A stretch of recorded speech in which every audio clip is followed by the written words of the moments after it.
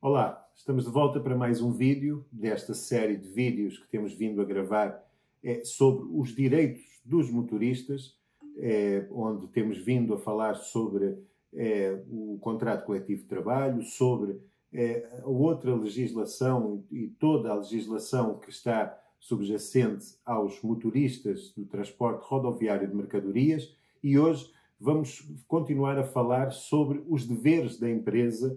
E vamos falar aqui sobre os mais importantes. No vídeo passado falámos sobre 4 deveres da empresa e hoje vamos falar sobre os mais importantes, apesar de que os deveres da empresa estão na cláusula 12ª, são 16 deveres e, caso os senhores tenham curiosidade em conhecer todos, deverão consultar o contrato coletivo de trabalho. Hoje vamos passar rapidamente por aqueles que entendemos ser os mais importantes. Se você não assistiu o vídeo passado, convido-o a assistir, porque falámos sobre algumas coisas muito importantes, designadamente sobre a obrigação da empresa cumprir as normas do contrato coletivo de trabalho e, infelizmente, aquilo que vamos vendo na prática é que muitas empresas não cumprem essas normas. Demos, inclusivamente, alguns exemplos no vídeo passado. Se você não assistiu, convido-o a assistir, para conhecer melhor a obrigação do cumprimento das normas do contrato coletivo de trabalho. Hoje vamos continuar a falar sobre os deveres da empresa. Vamos lá?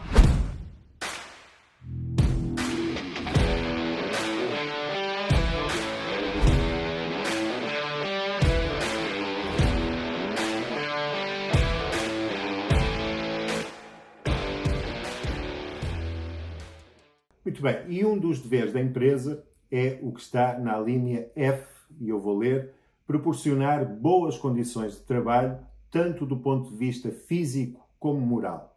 Este é um dos deveres da empresa, proporcionar boas condições de trabalho do ponto de vista físico e moral. Temos que distinguir as duas coisas. O ponto de vista físico tem a ver com a sua saúde, com o seu bem-estar, com a sua segurança, com a segurança que os senhores têm que ter a trabalhar, com as normas de segurança no trabalho, de higiene no trabalho. O ponto de vista moral tem a ver com o respeito que as empresas têm que ter para com os trabalhadores, de forma a que todos possam viver em paz social. Bom, e então, do ponto de vista físico, é uma das obrigações da empresa proporcionar boas condições de trabalho. E quando as empresas colocam os senhores trabalhadores a trabalhar em condições que não garantem a segurança e a saúde, em caminhões que não têm as condições adequadas para poder trabalhar em segurança e saúde, em caminhões que, pela forma como estão apetrechados, colocam em risco a sua saúde ou colocam a possibilidade de originar uma doença profissional, ou não têm as melhores condições, quer de travões, quer de todas, de tudo, de pneus, de tudo aquilo que apetrecha um caminhão para que possa conduzir em tranquilidade, então a empresa não está a cumprir o dever que tem de proporcionar boas condições de trabalho do ponto de vista físico. Mas mais, quando um trabalhador pede para ir, aliás, não pede, o trabalhador não tem que pedir para ir ao médico. E isto, há várias empresas que recusam que um trabalhador vá ao médico, como se isto fosse possível, mas infelizmente, ainda nos dias de hoje e ainda a semana passada, vieram vários trabalhadores aqui à empresa, aqui ao nosso escritório, dizer que pedem para ir ao médico, pedem com 30 dias de antecedência, ou com 8 ou com 15 dias de antecedência, e a empresa recusa. Tem uma aplicação no telemóvel que diz: olha, eu preciso de ir ao médico daqui a 30 dias. E a empresa, naquela aplicação, em português ou em espanhol, diz recusado. Mas recusado? Mas quem é a empresa para recusar uma ida ao médico? Aliás, além de estar a violar todas as normas do Código do Trabalho, do contrato coletivo de trabalho, de tudo o que mais existe, como é que a empresa vai dizer: olha, eu não aceito que o senhor vá ao médico? Isto não cabe na cabeça de ninguém. Não, isto custa-me a aceitar que um trabalhador tenha que pedir a uma empresa para ir ao médico. Não tem que pedir. O trabalhador só tem que informar, olha, amanhã eu não venho. Ponto final, parágrafo. Mais nada. Porque é um direito que o trabalhador tem. É um direito constitucional. É um direito que está consagrado em tudo e mais alguma coisa. É um direito à saúde e à vida que se sobrepõe a todos os deveres de trabalho. É um direito que o trabalhador tem. Então o trabalhador não tem que pedir, olha, eu posso ir ao médico. Não. O trabalhador tem que informar, amanhã eu vou ao médico. Ponto final. E a empresa não tem que dizer, olha, eu aceito ou não aceito.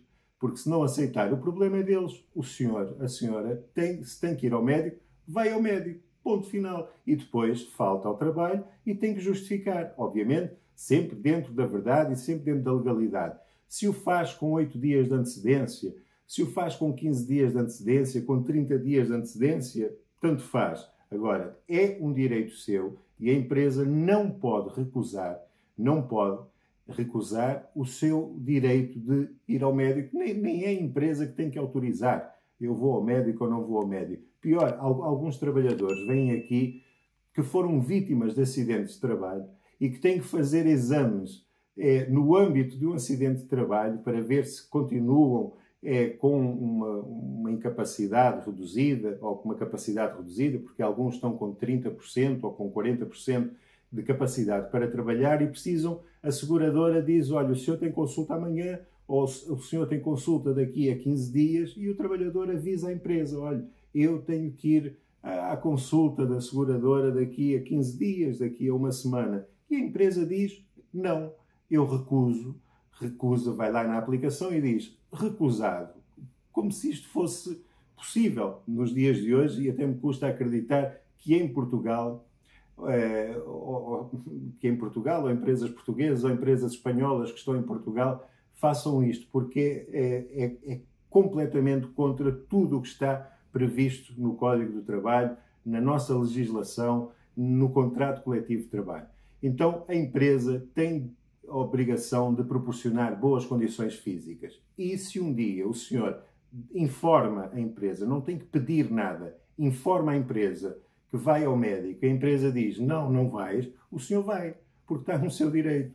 E depois o que é que acontece? A empresa vai fazer o quê? Vai levantar-lhe um processo disciplinar porque o senhor teve que ir ao médico e ainda teve a amabilidade de informar a empresa, vai levantar um processo disciplinar. Porquê? Porque o senhor disse, eu tenho que ir ao médico e eles disseram, não aceitaram? Não, não cabe na cabeça de ninguém. Então, esta linha diz que a empresa é obrigada a proporcionar boas condições, tanto do ponto de vista físico, como do ponto de vista moral. E aqui da parte moral vem o respeito que a empresa tem que ter de ambas as partes. O trabalhador tem que ter para com a empresa e a empresa tem que ter para com o trabalhador. E aqui deixem-me dizer a minha opinião pessoal. Se fosse cumprida esta norma do contrato coletivo de trabalho, este respeito que tem que existir de parte a parte, 90% das ações que existem no tribunal não existiriam. E estas ações existem justamente porque as partes começam a não se respeitar uma à outra. E eu vou dar exemplos relativamente aos motoristas. Quando o motorista diz, olha, e fala com o chefe de tráfego, por exemplo, o seu superior hierárquico, ou com o patrão, quando não há chefe de tráfego, e diz, olha, o meu filho amanhã tem um evento na escola. Vou dar um exemplo. O meu filho amanhã tem um evento na escola e eu precisava de faltar. Ou eu precisava de sair mais cedo para ir ver o evento do meu filho que está na escola. E o patrão ou o superior hierárquico, o chefe de tráfego, diz, não sais e tens que trabalhar até aquelas horas. Ou entrega-lhe trabalho justamente para que ele não tenha possibilidade de ir ver o seu filho à escola. E depois fica isto e o trabalhador fica com aquela mágoa. Depois, no outro dia, vem o mesmo chefe de tráfego que não teve, que não olhou para o pedido do trabalhador, dizer, olha, eu precisava que tu trabalhasses amanhã, sábado, ou eu precisava que tu me desenrascasses aqui mais umas horas, ou eu precisava depois de uma viagem que tu ainda, olha, desenrasca-me e vai fazer ali aquele frete. E aquele trabalhador também diz, não vou, porque há aqui um choque entre as pessoas e o relacionamento começa a quebrar-se, o respeito começa a quebrar-se. e depois isto vai tomando proporções que acaba no tribunal. E muitos dos problemas que estão no tribunal, muitos, e quando eu digo 90% é com experiência por tantas ações que eu tenho patrocinado no tribunal. Muitos dos problemas, se calhar 90% dos problemas, não existiam se ou existisse respeito entre o trabalhador e a empresa, entre a empresa e o trabalhador. Até vos vou dizer mais. A maior parte dos trabalhadores que vêm aqui ao escritório das grandes empresas, dos grandes grupos em Portugal relacionado com os transportes, dizem, os mais antigos dizem, quando a empresa começou era muito mais fácil, porque nós almoçávamos juntos, o patrão almoçava connosco, ajudava-nos. Agora é só dar ordens, agora passamos a ser números e estes números não se preocupam com o nosso bem-estar. Estas pessoas que hoje dirigem as empresas não se preocupam com o nosso bem-estar, com a nossa família, com o que nós temos depois do trabalho, porque nós não podemos viver só para o trabalho, e então começam crispações que acabam por se resolver só no tribunal. Eu prometi que ia falar hoje mais rápido, mas afinal até me estou aqui a perder um bocado, a demorar um bocado neste exemplo. Então, a linha F da cláusula 12ª diz que é um dever da empresa proporcionar boas condições de trabalho, tanto do ponto de vista físico como moral. E depois vem a linha G, que é logo a linha a seguir, que diz que é um dos deveres da empresa, e eu vou ler, segurar todos os trabalhadores de acordo com a retribuição oferida. O seguro abrange o trabalhador durante o período de trabalho e nas deslocações de ida e regresso do trabalho. Bom, é um dos deveres, eu diria uma das obrigações da empresa e uma das garantias do trabalhador, um seguro de acidentes de trabalho. E o seguro e a empresa tem essa obrigação de segurar o trabalhador, de fazer um seguro de acidentes de trabalho, garantindo toda a retribuição do trabalhador. E também garantindo a viagem de ida para casa, da casa para o trabalho. Sobre acidentes de trabalho, nós vamos falar, e a doutora Carolina vai preparar aqui alguns vídeos, e nós vamos falar sobre acidentes de trabalho, porque existem milhares de acidentes de trabalho todos os anos e a maior parte das pessoas não conhece os direitos que tem enquanto sinistrado de acidente de trabalho, o que é que tem que fazer quando há um sinistro, se fica ou não com uma incapacidade, o que é que tem que fazer, que direitos tem. Então nós vamos preparar uma série de vídeos que vamos lançar muito brevemente sobre acidentes de trabalho e que os convido desde já a estar atentos para estes vídeos, porque infelizmente todos nós estamos sujeitos a um acidente de trabalho. Existem milhares de acidentes de trabalho por ano e às vezes as pessoas não sabem como fazer e até são prejudicadas o resto da vida por não saber o que fazer. É um tema muito, muito sensível, muito importante, que se aplica não só aos motoristas, mas a todos os trabalhadores em Portugal e por isso o nosso escritório vai gravar também alguns vídeos para explicar, para informar nesta missão que temos, ou que estamos aqui, é de informar, de passar informação. No entanto, uma das obrigações da empresa, que está prevista na cláusula 12ª, é que os senhores têm direito a ter um seguro de acidentes de trabalho.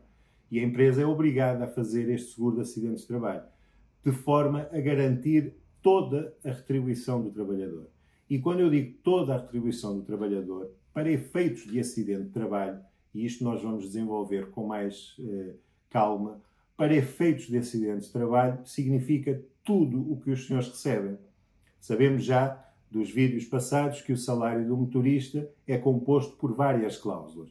Pelo salário base, pelas diuturnidades, pelo complemento salarial, pela cláusula 61, pelo subsídio noturno, pelo prémio TIR, quando trabalham no internacional. Isto é o salário do motorista, ronda os 1.400, 1.500, 1.600, depende das diuturnidades que tenha, sobretudo se trabalha no nacional ou no internacional. No entanto, quando se fala em acidentes de trabalho, não se fala apenas nestas cláusulas do salário.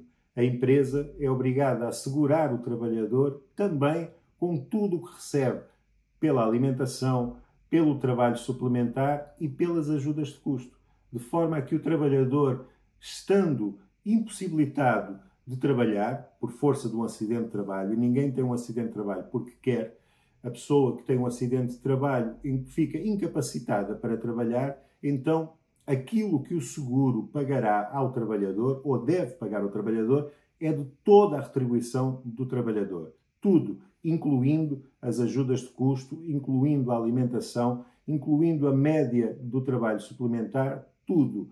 E como é que isto se faz? E volto a dizer, vamos falar sobre isto. A doutora Carolina vai explicar isto com maior detalhe para vocês. Mas como é que isto se faz? Faz-se uma média dos últimos 12 meses e o trabalhador, estando em casa, tem que ficar a receber a percentagem que lhe cabe de toda a retribuição e não apenas daquelas 5 ou 6 cláusulas que são obrigatórias. Quando isto não acontece e quando a empresa não cumpre o que aqui está escrito, que é segurar o trabalhador para garantir a sua retribuição, o que acontece é que o seguro paga a parte que foi transferida para ele, que a empresa disse ao seguro, comunicou ao seguro, e a empresa é obrigada a completar a diferença entre aquilo que o seguro paga e que deveria pagar por força do contrato coletivo de trabalho. Bom, e aqui também diz nesta cláusula que o seguro inclui não só enquanto o senhor está no caminhão, enquanto o senhor está no posto de trabalho, no local de trabalho, mas também as viagens de ida para o trabalho e de regresso. O que a lei diz é que, a partir do momento em que o senhor põe o pé no tapete da sua casa para sair de casa, para ir para o trabalho, e se tropeçar nesse tapete, é um acidente de trabalho. Ou seja, toda a viagem de ida para o trabalho ou de regresso do trabalho para casa, se existir um acidente, é considerado um acidente de trabalho. Assim como tudo o que acontece durante o seu tempo de trabalho. E passamos agora à linha H da cláusula 12ª do contrato coletivo de trabalho. E diz que é obrigação da empresa proporcionar, nos termos da lei, aos trabalhadores a necessária formação, atualização, aperfeiçoamento profissional e facilitar horários aos trabalhadores estudantes de acordo com o regime legal em vigor. Bom, vamos falar rapidamente sobre isto. É obrigação da empresa, desde logo, proporcionar 40 horas de formação por ano a todos os trabalhadores, de acordo com a lei.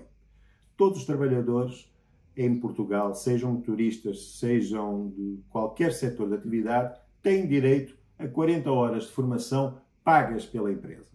Formação essa que tem que acontecer no horário de trabalho.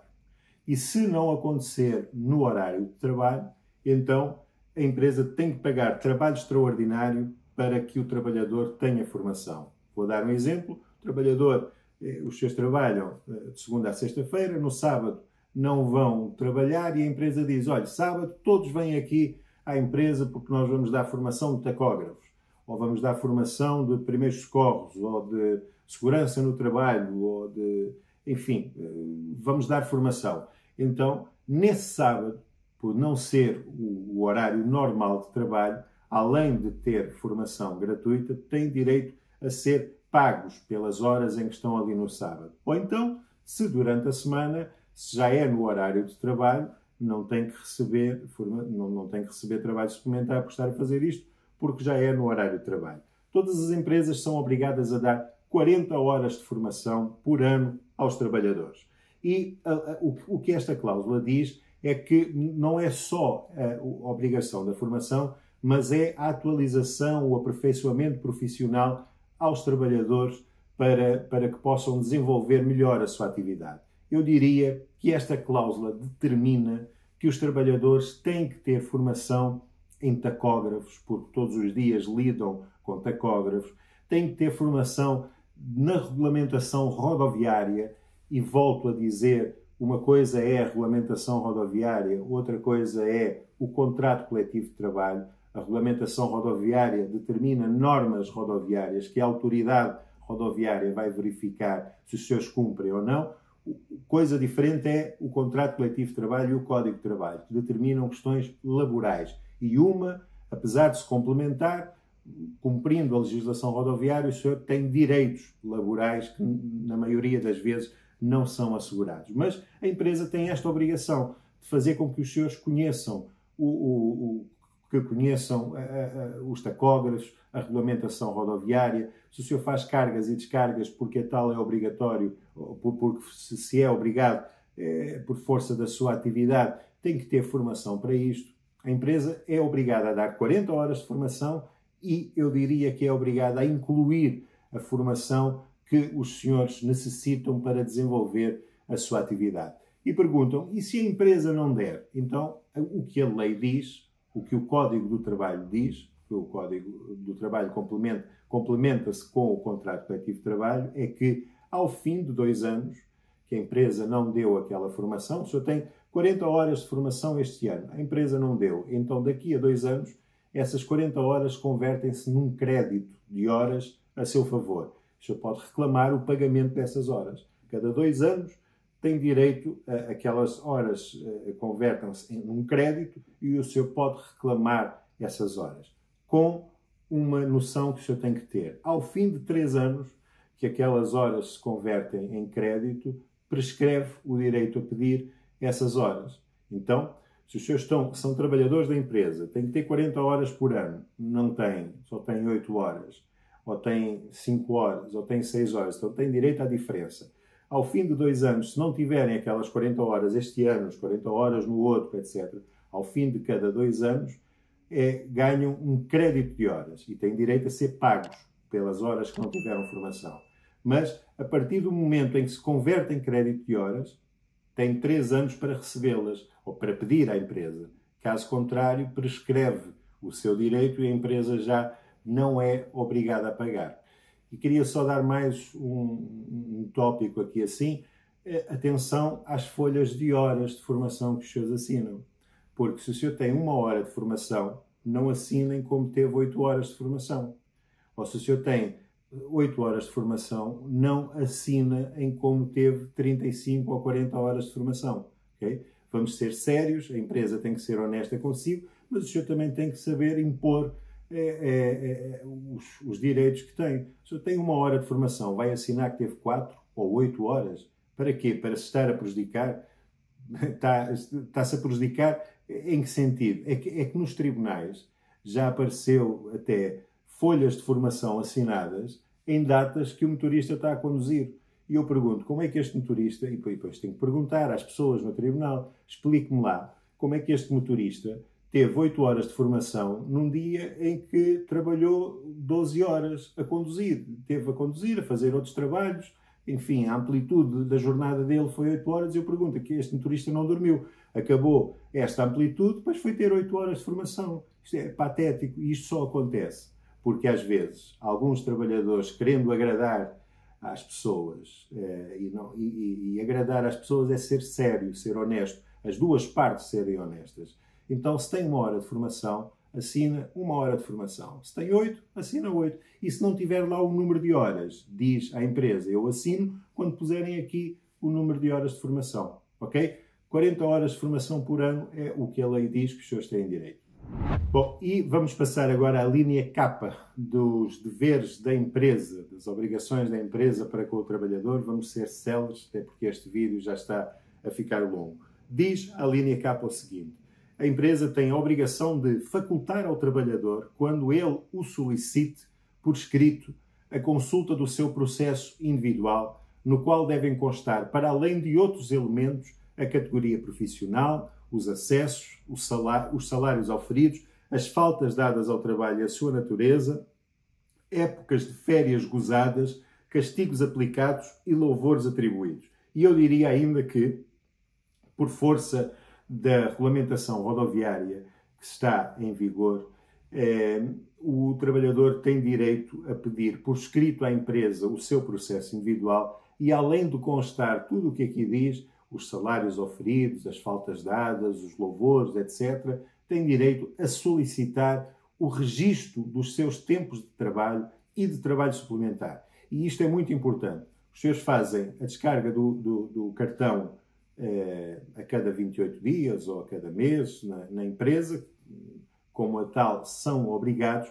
E se os senhores pedirem por escrito, e a lei diz por escrito, e por escrito não é preciso uma carta registada, podem fazê-lo por e-mail, desde que guardem esse e-mail para consigo, podem fazê-lo por mensagem, por WhatsApp, desde que guardem essa mensagem consigo. Os senhores têm direito a pedir o seu registro individual de trabalho.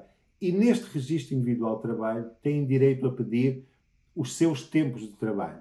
E isto é importante porquê? É importante para os senhores se salvaguardarem no futuro. E eu diria que é um dever seu, é um dever de cada motorista pedir isto. Pedir os tempos de trabalho e os tempos de trabalho suplementar, que a empresa tem que ter, obrigatoriamente, e tem que fornecer, obrigatoriamente, desde que o peçam. Agora, não basta pedir verbalmente, peçam-no por escrito, desde logo porque a lei diz que tem que ser por escrito e porque palavras levam-nas o vento e depois é um diz que disse e ninguém me pediu e também não foi dado e etc. Então os senhores têm direito a pedir os seus tempos de trabalho. Mais a questão das férias, e vamos falar à frente sobre as férias, não vou desenvolver muito aqui porque já está mesmo longo o vídeo.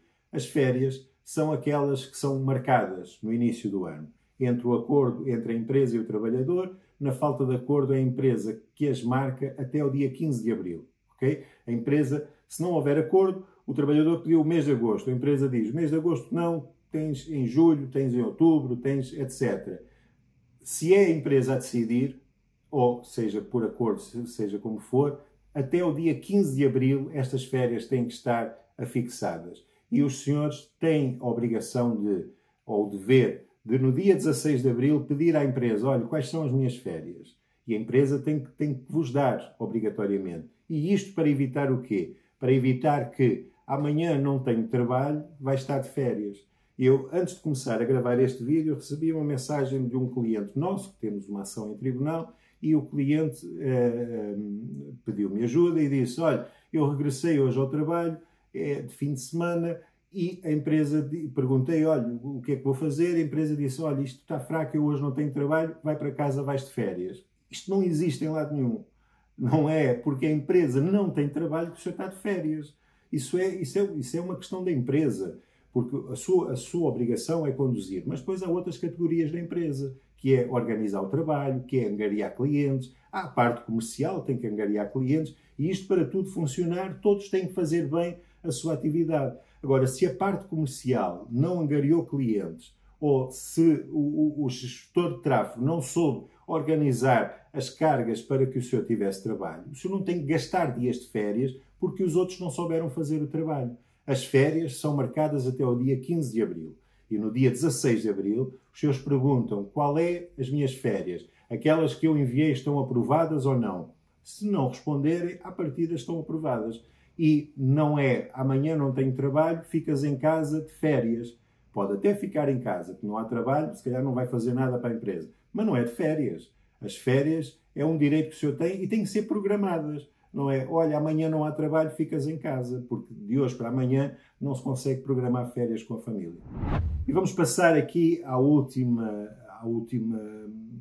dever que vamos mencionar hoje. Existem outros, os senhores podem ler a cláusula 12ª do contrato coletivo de trabalho, podem e devem ler. No entanto, eu queria falar aqui muito rapidamente sobre o ponto 2 desta cláusula 12ª, que diz que a partir do dia 1 de janeiro de 2024, todos os veículos novos que as empresas venham a adquirir e que estejam equipados com cama ou beliche terão obrigatoriamente de estar equipados com sistema de aquecimento e arrefecimento de parque. O que é que isto significa dizer? Significa que se os caminhões que os senhores conduzem não têm as condições para dormir, para pernoitar no caminhão, designadamente o sistema de aquecimento e arrefecimento de parque, não são obrigados a dormir no caminhão. E se tiverem que pernoitar, então, e porque também está previsto que assim seja, a empresa terá que vos dar condições para que os senhores pernoitem num hotel, numa pensão, numa estalagem, em algum lugar. Agora, não têm que dormir num caminhão, não têm que pernoitar num caminhão, desde que não estejam com as condições necessárias, e designadamente, entre outras, porque não é só isto, sistemas de aquecimento e arrefecimento de parque.